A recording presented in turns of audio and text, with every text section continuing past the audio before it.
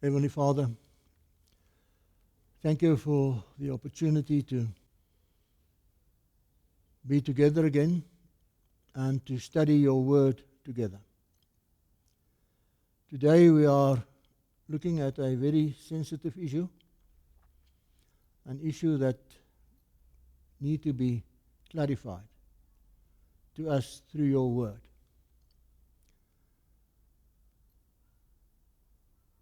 Bring it to us, dear Lord, through your Spirit, and let the Bible talk and the Bible only. We pray in Jesus' name. Amen. Friends, welcome back to our series, Give Me the Bible, Only the Bible. Today, as I said in my prayer, a very sensitive subject. I titled it, Millions Deceived by a Myth. Now, what is a myth? A myth, when a myth is believed for a long time, in the end, it is actually taken as the truth. A good example thereof is a spider. Approximately 350 BC, the famed Greek philosopher Aristotle classified the spider as having 6 legs. For the next 2,000 years, everybody believed that the spider has 6 legs. Nobody took the time to count the legs of the spider. In any case, who was going to argue with the famed Aristotle? Well, the biologist Lamarck caught a spider, counted its feet, and discovered that it did not have 6 feet. In actual fact, it had 8. He overturned a myth that had been believed for 2,000 years. Why? Because he took the time to count. Or could it be possible that a religious myth has crept into the Christian church and that this myth could be much more important and critical than a 6 or an 8-foot spider? Millions of Christians are today worshipping on the first day of the week and are convinced that this is the biblical Sabbath. Now you're attending this and you're listening to this because you are seeking the truth. You're a child of God and you want to know what the truth is. Well, the Bible has the truth. And today we want to ask what the Bible says, not what some other pastor says or what some other book says or what some other church or denomination says. We want to ask the Bible on this subject of the Sabbath. Well, the problem is that when you ask the Bible the question, the Bible is so very clear. There can be no misunderstanding. Let's read. Exodus 28. Remember the Sabbath day to keep it holy. 6 days shall you labor, do all your work, but the 7th day is the Sabbath of the Lord your God. And then God comes in history and he speaks through his prophets many years later, and he says in Ezekiel 20:12, moreover also I gave them my Sabbaths to be a sign between me and them, that they might know that I am the Lord that sanctify them. And in verse 20 it says, and hallow my Sabbaths, and they shall be a sign between me and you, that you may know that I am the Lord your God. If you want to know what the sign is between me and my people, here it is, the Sabbath. And from the beginning of the Bible till the end, it states that God instituted the Sabbath at creation, and that the Sabbath, namely the seventh day, has never been changed by God or even by Jesus. After God gave His law, He emphasized it through Moses in the Bible, and He said, "You shall not add to the word which I command you, neither shall you diminish from it, that you may keep the commandments of the Lord your God which I command you." And then we see Jesus self frank about this. Listen to what He told the people in the Gospel of Matthew. "Think not that I came to destroy the law or the prophets. I came not to destroy, but to fulfill. For truly I say to you, till heaven and earth pass, one stroke or one pronunciation mark shall in no way pass from the law, till all be fulfilled." And then this verse, which struck me one day, "Whosoever therefore shall break one of these least commandments, and shall teach men so, and shall teach men so, shall be called least in the kingdom of heaven. But whosoever shall do and teach them, he shall be called great in the kingdom of heaven." Who is speaking here? Jesus. Jesus. Who is Jesus? Listen. Colossians 1:16. "For by Him were all things created, in the heavens and upon the earth, things visible and things invisible. All things have been created through Him and unto Him." Hebrews 1. "God, who at sundry times and in diverse manners spoke in time past to the fathers by the prophets, has in these last days spoken to us by His Son, whom He has appointed heir of all things, by whom also He made the worlds." Now, John 1 verse 3 emphasizes it. "All things were made by Him, and without Him was not anything made that was made." So who's speaking here? The Creator God. The one that made the Sabbath and sanctified it. And therefore you get this verse in the Bible, Mark 2:28, "Therefore the Son of Man is Lord also of the Sabbath." And by example, He taught us about the Sabbath.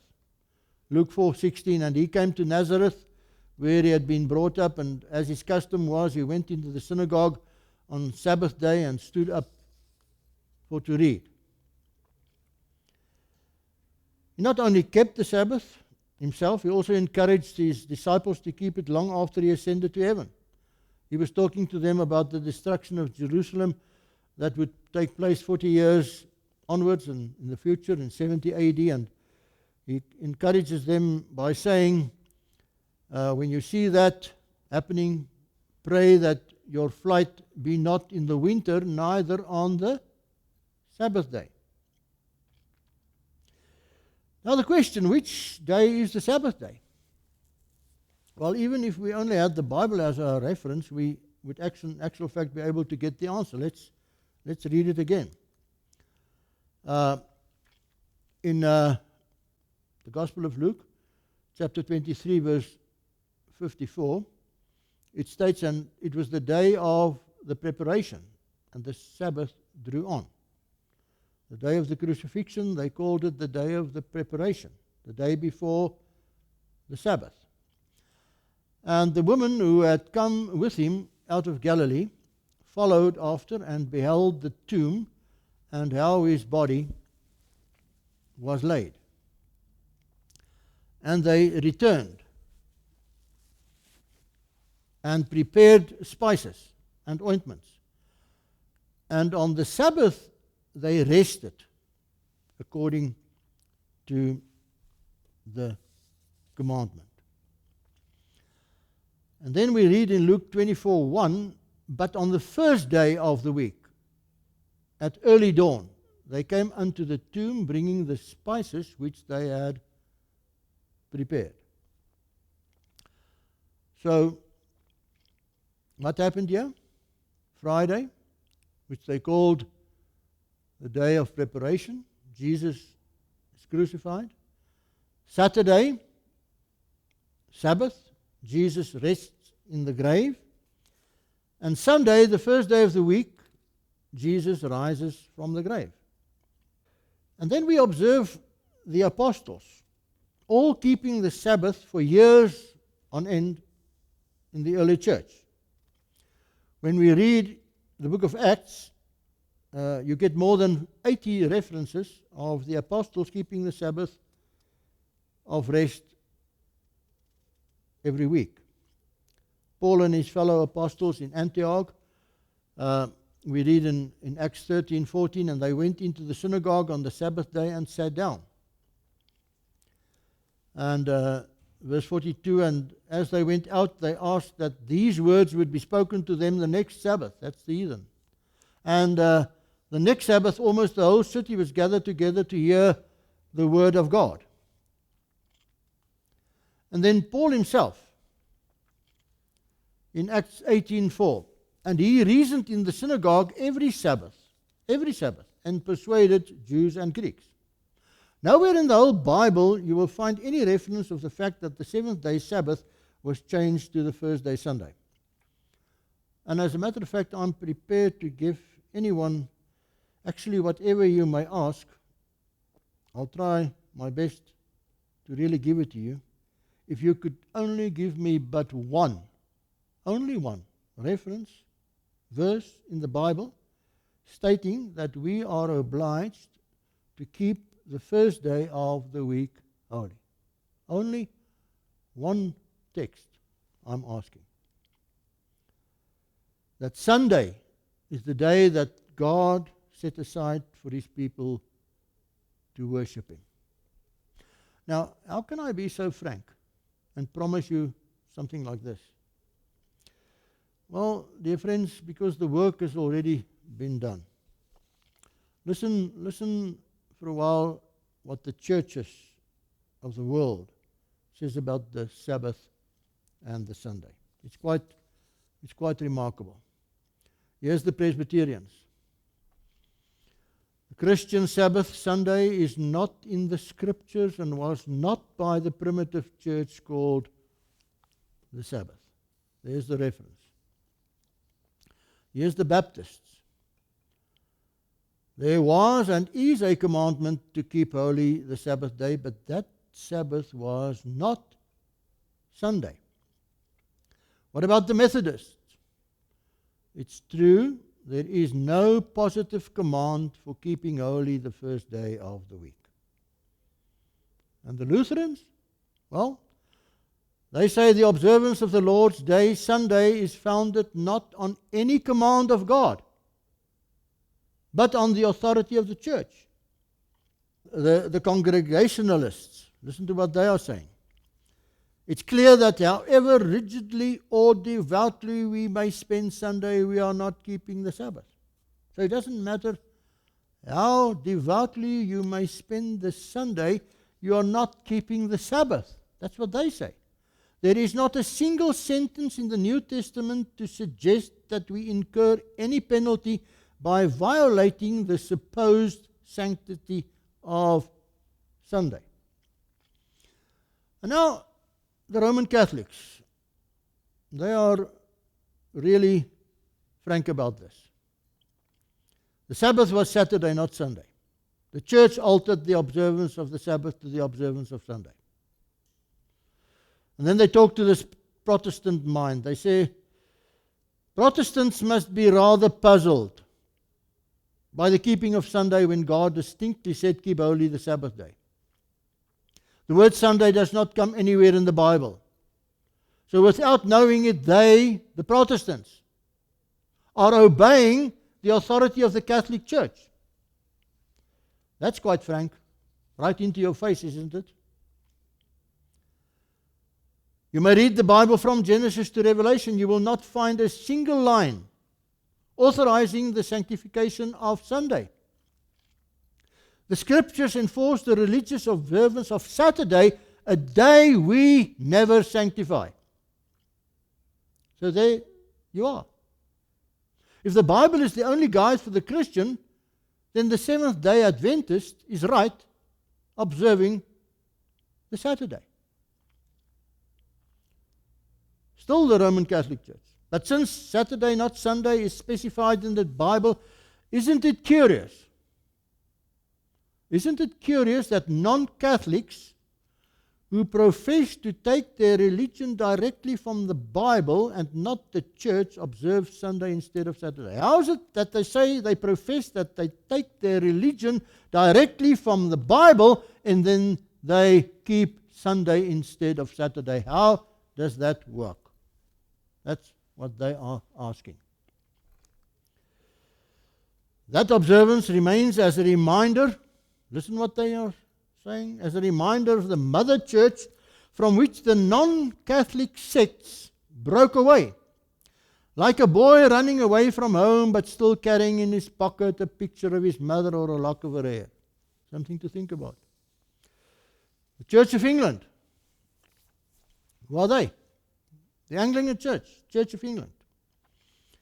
Many people think that Sunday is the Sabbath, but neither in the New Testament nor in the early church is there anything to suggest that we have any right to transfer the observance of the seventh day of the week to the first. The Sabbath was and is Saturday and not Sunday, and if it were binding on us, then we should observe it on that day and on no other. The reason we observe the first day instead of the seventh is based on no positive command. One will search the scriptures in vain for authority for changing from the seventh day to the first. Now, how did it happen then that this change took place? Well, when we study history, we discover that actually an unholy alliance came to being in the second and third century between the Christian church and the heathen world. The church started to argue that if we bring in a few heathen practices into the church could grow more rapidly and even more heathen could become Christians. And at first the Sunday was only a holiday, held as a holiday, but afterwards the compromise was made by the church when Emperor Constantine himself became a Christian, and history documents the fact that the first civil law on the Sunday was an actual fact made by him. It was proclamated on the 7th of March 321 AD. You can read that in the British Encyclopedia. It was Constantine the Great who first made a law for the proper observance of Sunday, who appointed it should be regularly celebrated throughout the Roman Empire. You can read it in the American Encyclopedia. Constantine the Great made the law for the whole empire. And there's the date AD 321, that Sunday should be kept as a day of rest. You can see that as well in the Chambers Encyclopedia, stating the same fact, that it was Constantine the Great that did it. And then only 4 years after this was 321 AD, only 4 years after this, the church came and made the first religious law on keeping the first day instead of the seventh. That was at the Council of Laodicea in the year 325, 4 years after Constantine. We read in the year 325, Sylvester, the Bishop of Rome, changed the title of the first day, calling it the Lord's Day. That's why you will hear even the Pope today speaking about the Lord's Day, referring to Sunday. And here is the law made in that year. Christians shall not Judaize. So they should not act as Jews and keep the Sabbath and be idle on Saturday. But they shall work on that day. This was the law of the church. But the Lord's Day, referring to Sunday, they shall especially honor, and as being Christians shall, if possible, do no work on that day. Now, in spite of this law, many Christians did not obey this law, and they kept on keeping the Sabbath. And eventually in the 5th century, the Pope himself, Pope Gregorius, said the following about those keeping the biblical Sabbath. And he said, as the prophets of Antichrist, those who maintained that work ought not to be done on the 7th day. But now we need to keep in mind that Bibles were not available to the ordinary Christian, and they actually did not know how to differentiate between truth and lie, and between what the Bible says and what the tradition of the church proclaim. They could not really distinguish between truth and myth. Sometimes people just accept things without ever questioning them. For many years, many centuries, people believed that the earth was the center of the universe, that everything in the universe, the stars, the sun, orbits around the earth. When Copernicus came and claimed that this was a myth, not true, they wanted to burn him to death because they said you cannot change God's heavens. Well, Copernicus did not try and change God's heavens. He only simply underlined the truth that the mere fact that something is believed for a long time, for a long period, does not automatically make that thing true. So can one be sincere but wrong? Yes. Sadly, you can. The fact that you are sincere does not mean that you are right. You could be totally wrong.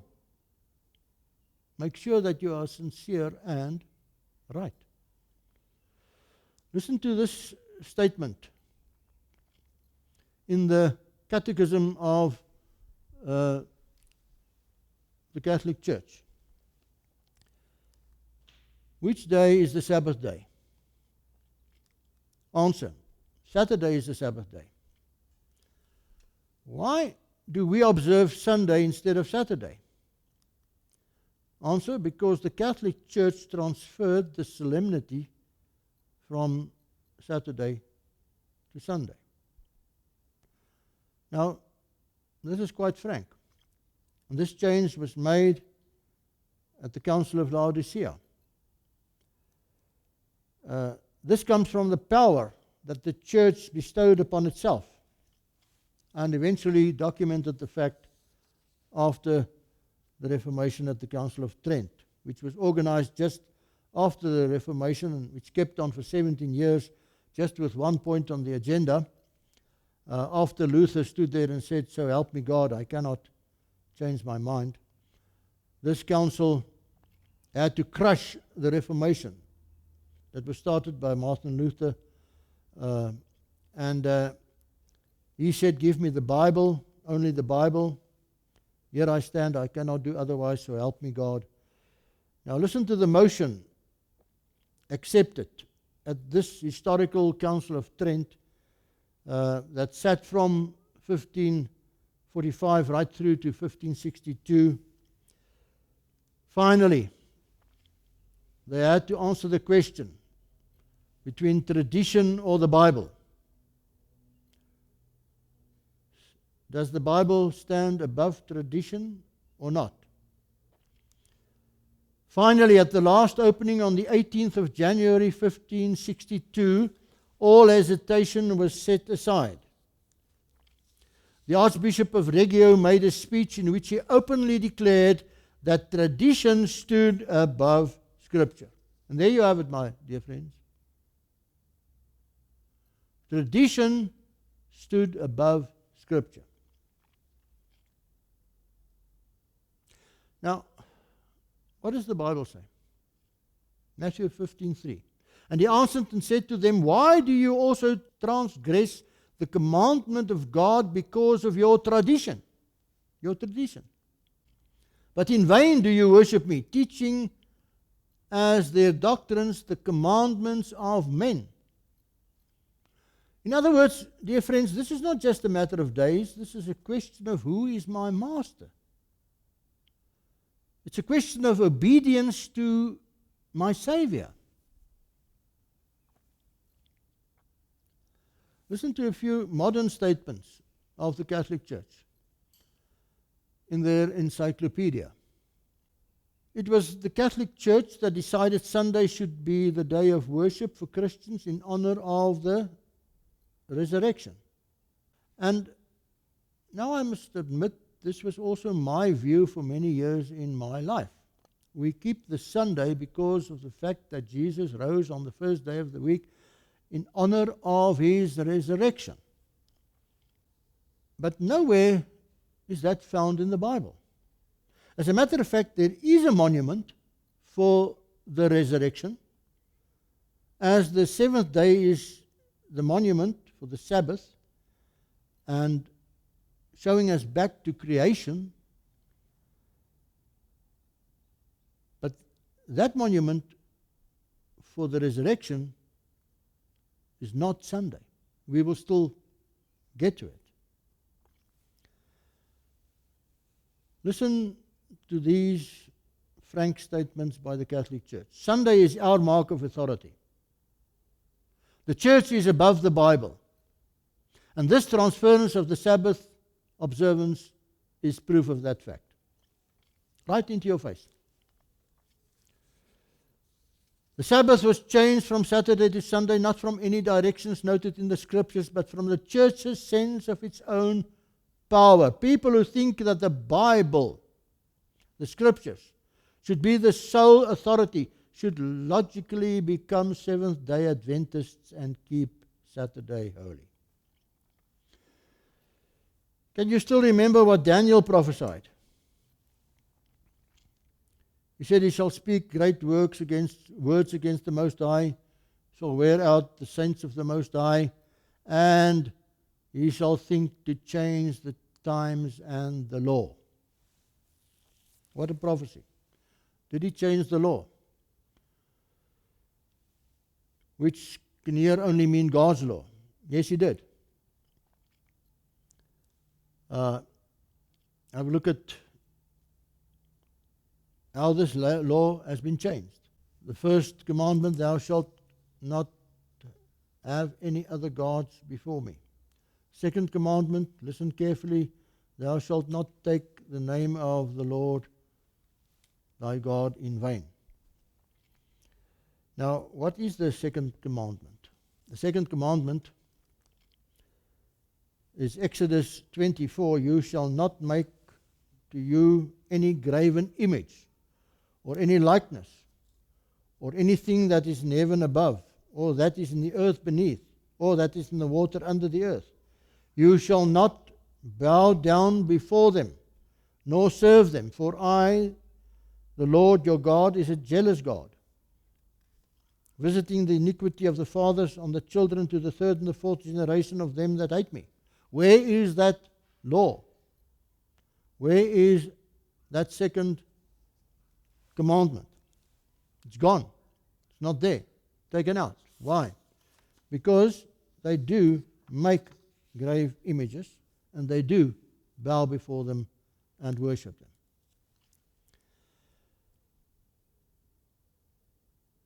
But now you've got a problem. When you do that, you only have 9 commandments left, so you need to do something. So what they did is they took the 10th commandment, which says, thou shalt not covet thy neighbor's wife, or thou shalt not covet your neighbor's goods. They took it and broke it into 2 pieces, and now it's the 9th and the 10th commandment, and then you've got 10 commandments again. 2 interesting observations. Has the calendar ever changed? Because if it has, the question arises, did the Sabbath not change with it? Has not that also changed?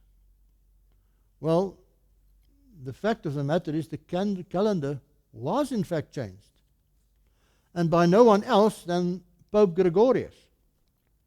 I do not know whether you know about it, but in the year 1582, October, the Julian calendar was changed to the Gregorian calendar. And when you look at this calendar, you will see that Thursday, the 4th of October, is followed by Friday, the 15th of October, which tends to be very strange. 10 days was subtracted from the year. But you know what? The 5th of October became the 15th of October, but both those days were Friday, and the next day was Sabbath, was Saturday. The Sabbath did not change. The 6th of October 1582 merely became the 16th of October 1582. The weekly cycle was never interrupted at all. And that applies to all changes that has been made in the calendar. It's actually stated in their encyclopedia. It's to be noted that in the Christian period, the order of the days of the week has never been interrupted. Thus, when Gregory the 13th reformed the calendar in 1582, Thursday the 4th of October was followed by Friday the 15th of October. And so in England, I don't know whether you're aware of that, in 1752, Wednesday the 2nd of September was followed by Thursday the 14th of September. Here is a statement from the U.S. Naval Observatory. James Robertson, who's the director there. There has been no change in our calendar in past centuries that has affected in any way the cycle of the week. That's in the United States, the Naval Observatory. And then there's another, the Royal Observatory in London. Astronomer Royal F.W. Dyson says, as far as I know, in the various changes of the calendar, there has been no change in the 7-day rota of the week. In the National Almanac of 1931, page 740, a very learned chronologist, Dr. Fotheringham, states, when we come upon the clear evidence, the period of the 7 days was reckoned independently of the month, and in fact of all astronomical periods. From the Jewish church, it passed into the Christian church. I think the best possible way to deal with this is to ask the Christians and the Muslims and the Jews. A very strong point indicating that the 6-day cycle of the week did not change is the fact that the Christians, Muslims, and Jews use different calendars, but all agree on the cycle of the days of the week. Ask a Muslim when is Friday, and he will tell you, and they've kept that through all the ages. Ask a Jew which day is Sabbath day, and they will tell you, because they've kept it through all the ages. Tell a Christian which day, or ask a Christian which day is Sunday, and he will tell you. Now, here's an interesting observation. In our own country here, we have this almanac. It's the one of 2011, January. And as you will see, Sunday is the first day of the week. Monday, second day, and Saturday is the 7th day of the week. Now, this same calendar, the next year, what happened? What is the first day of the week now? Monday. All of a sudden becomes the first day of the week. And Sunday becomes the 7th day of the week. Right under our eyes, they are changing our calendars, and we don't even notice it. Sunday has become the 7th day of the week, while it's the first day, and has always been. No, my brother and sister, God instituted Sabbath at creation, never changed it, and in the end of time, there will still be those who believe and live that. Revelation talks about that people. Here is the patience of the saints. Here are they that keep the commandments of God and the faith of Jesus. In actual fact, it should be obvious that those who believe in Him and those who love Him will also follow Him, and they will also obey Him. They will keep the commandments out of love. I show my loyalty to Him when I obey His commandments, and I show my loyalty to human traditions when I keep the man-made Sabbath. Father Seeger of the Catholic Church has this statement: the observance of Sunday by the Protestants is a homage they pay in spite of themselves to the authority of the Catholic Church. Sunday Visitor, February 1950, Protestants accept Sunday rather than Saturday as the day for public worship after the Catholic Church made the change. But the Protestant mind does not seem to realize that in observing the Sunday they are accepting the authority of the spokesman of the Church, the Pope. If Protestants would follow the Bible, they should worship God on the Sabbath day. In keeping the Sunday, they are following the law of the Catholic Church. Could it be more frank than that? Mark 7:7. However, in vain do they worship me, teaching for doctrines the commandments of men. Mark 7:9.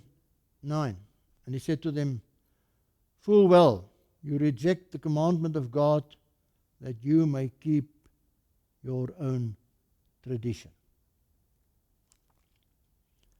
1 John 5:3. For this is the love of God, that we keep His commandments, and His commandments are not hard. My dear friend, my brother, my sister, a blessing is awaiting you. God has a very special blessing in store for you. And I actually invite you today to trust God regarding this matter, the Sabbath truth. Test the Word on it. I invite you to keep the Sabbath for 1 month in your life. Just for 1 month. And see and watch what happens in your spiritual life. And in your life as a whole. Keep this special day that God has set apart for His children. And stand back and look what God has in store for you. Above all, you will experience a peace and a calm that you have never experienced before in your whole life.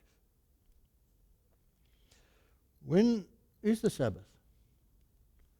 Leviticus 23:32, from evening to evening shall you keep the Sabbath. In other words, when the sun sets on Friday, the Sabbath commences. When the sun sets on Saturday, the Sabbath ends. The day starts at sunset. That's biblical. It was evening and morning the first day. It's mentioned in Genesis. This notion that the day starts 1 minute after 12, again, is a law made by man. Not biblical. And amid the toil of every day, God gives His children 24 hours to come to rest. Just to stop and to rest.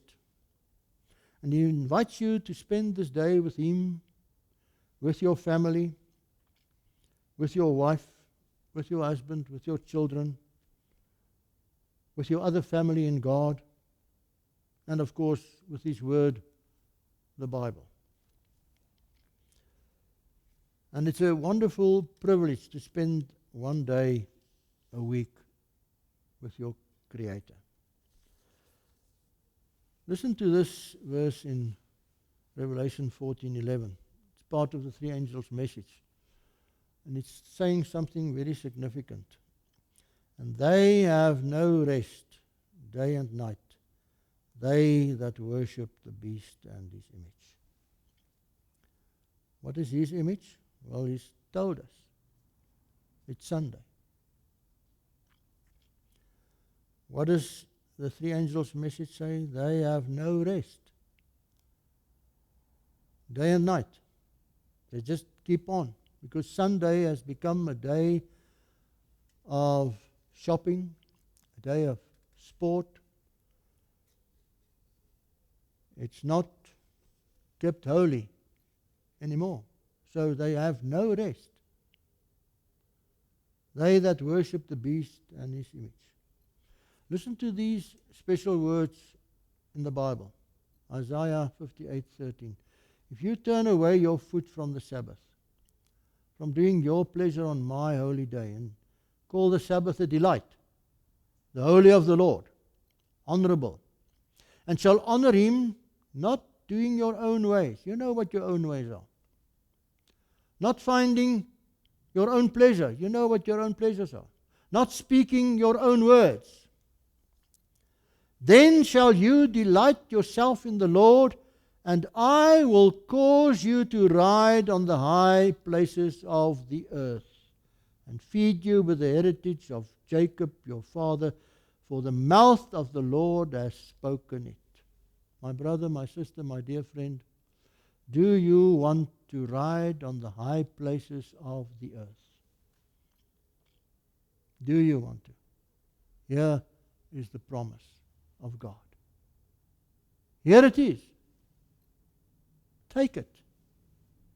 The mouth of the Lord has spoken it. So on the one hand you have the truth, on the other tradition, on the one hand the Bible, on the other human law and teaching, on the one hand the law of God, on the other man-made day. On the one hand the Sabbath, on the other hand the Sunday. And it's not merely a case of a day, it's a case of who is my master. It's a case of obedience, of love. It's a question of whether I want to follow Jesus or not. Was the Sabbath nailed to the cross?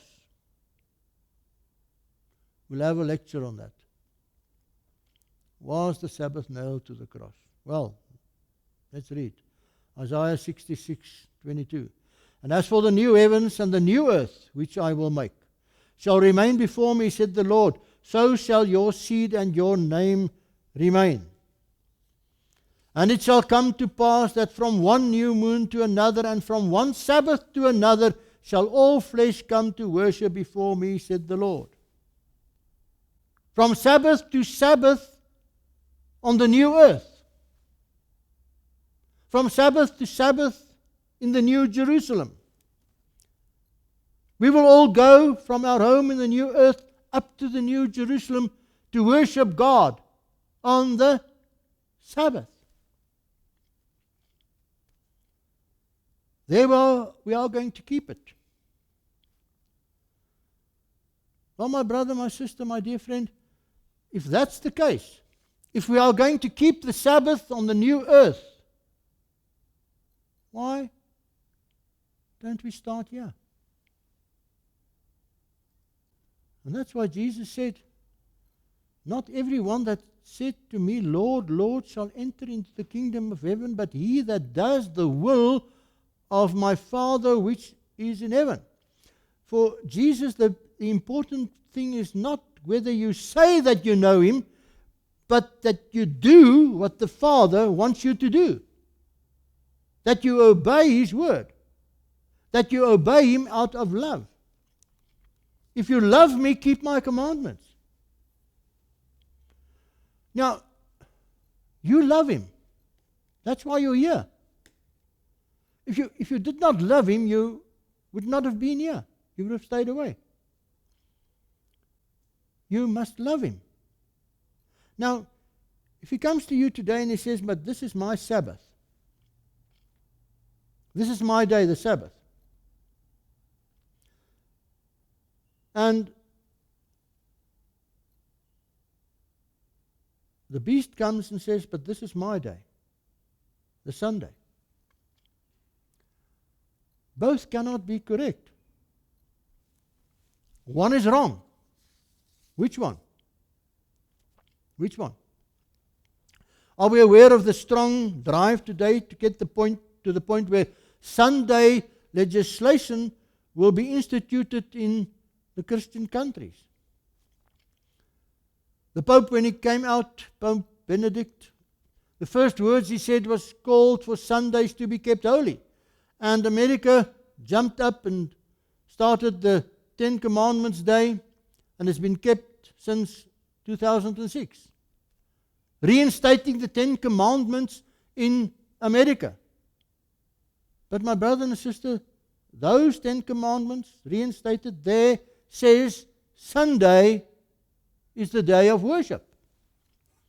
And in Europe, Stop Sunday Working. A Sunday alliance formed in Europe, 27 countries in this alliance. Trade unions and the Catholic Church forming a holy alliance for Sunday observance. Holy Alliance in Italy protests against working on Sundays. The EU must keep Sundays, says the Catholic Church. And so we can go along. Sunday law. The Sunday Alliance in Europe. For the Catholic Church, keeping Sundays free from shopping and work concerns is of larger consequence than the economy. Catholic Church and trade unions form a holy alliance. Catholic leaders and trade unions support Sunday observance. And so you can read from date to date. Sunday must be a day of rest dedicated to God, family, the Pope says. Sunday must be a day of rest for everyone so people can be free to be with their families and with God, the Pope says. Sunday legislation in the EU. The Eurozone demands a 6-day week for Greece. Shopping. Stop Sunday shopping in Italy. The Pope calls on faithful to dedicate Sunday to the Lord. And so we can go on. This is an interesting statement of the new Pope, Pope Francis I. Listen to what he says. The Pope is calling for the world to acknowledge and honor Sundays as a day of rest. And then he says something significant. Legislation that will force the world to worship and rest on Sunday would be the ideal solution. Legislation that would force the world to worship and rest on Sunday would be the ideal solution. And therefore you get this statements today in America, a senator, that states church attendance should be mandatory. It should be made law. You should go to church on Sunday or else you are breaking the law. Sunday as mark of Christian unity. The Lord's Day. No wonder the Bible ends, Revelation ends in chapter 18 with an angel, and it seems as if it could actually be a fourth angel. After the three angels' message had been proclaimed, and now we're here at the end of time, and there's a fourth angel. Let's read. After these things I saw another angel come down from heaven, having great power, and the earth was lightened with his glory. And he cried mightily with a strong voice, saying, Babylon the great is fallen, is fallen. For all nations have drunk of the wine of the wrath of her fornication. And then this verse in Revelation 18:4. And I heard another voice from heaven saying, Come out of her, my people, that you be not partakers of her sins, and that you receive not her plagues. What is God saying here? Yeah. To whom is he talking? He's talking to his people, saying, in actual fact, that at the end of time, most of God's people will be in Babylon. And he's calling them out. Come out of her, my people. Is that to be saved? No. They are already saved. They are his people. They are his people. Why should they come out of this system? There's the reason. That you be not partakers of her sins, and that you receive not her plagues. Because the day when the plagues begin to fall, the plagues are going to fall on Babylon, and if you are still in Babylon, the plagues are also going to fall on you. I heard another voice from heaven saying, Come out of her, my people, that you be not partakers of her sins, and that you receive not her plagues. May God help us.